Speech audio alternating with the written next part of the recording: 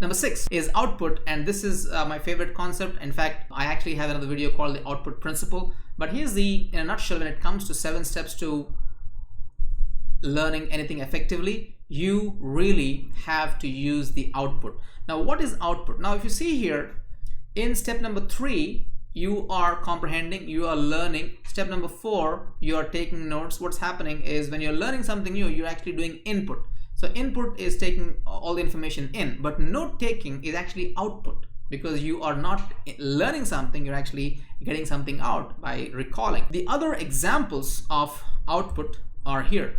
But before that, I'd like to explain to you the HILO and LIHO concept, and this is definitely a very important concept, and I want you to pay special attention here. HILO stands for high input and low output, and LIHO stands for low input and high output. And I want you to be the person who has low input and high output. Now, I'm not saying that don't have more information, you definitely have to learn, but it's good to learn something and implement it than learn 10 things and not really implement anything. So this is true with coding, this is true with martial arts, this is true with exam preparation, this is true with learning video editing, this is true with anything in life. When you want to learn something, learn one thing and apply few times. So that is what I mean by low input and high output. So don't be that person who keeps on learning.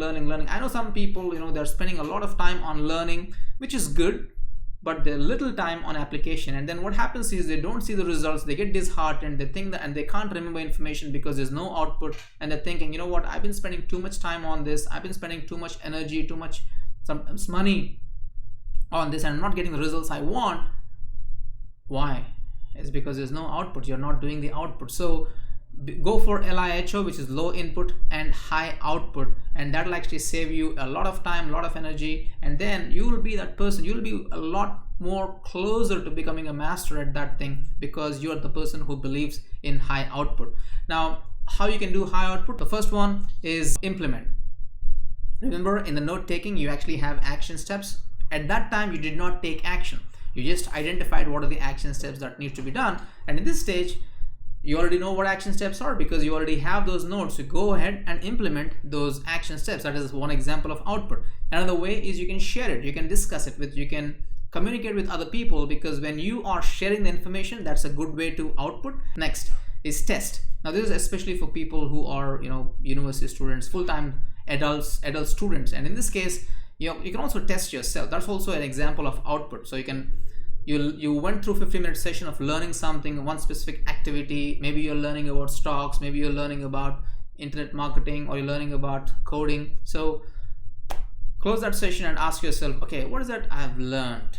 Okay, so test yourself, recall information. That's really going to help you to do the output. And the last one is revise. Now this is a very important thing, especially for long-term memory. You have to revise information. Now many times people, let's say for example you are learning a skill, and that skill has 10 different components to it. Now typically most people, what they do is they will learn the first thing, and straight away without implementing they go to the second thing, the third thing, and then they get overwhelmed, and then the problem is they go back to the first thing. If you follow the steps I told you in the note-taking step, you already have written down the key ideas. So let's say in some unfortunate situation where you went through step number 1, step number 2, and step number 3, but then step number 4, because of a life situation, you could not go to step number 4 straight away, and maybe it took you 1 month time to get to step number 4.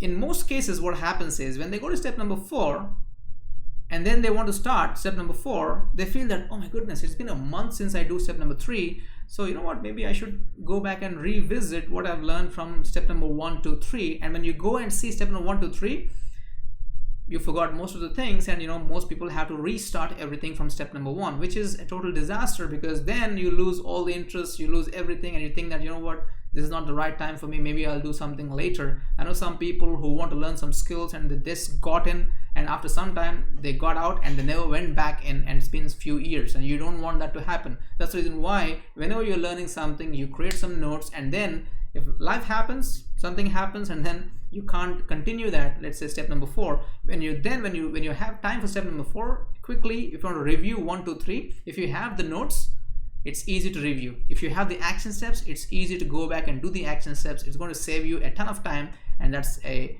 10 times faster way to become a master at whatever you want. So that's about one of the you can do all 4. I recommend you do all 4, but use as many things as you can. That is step number 6, which is output.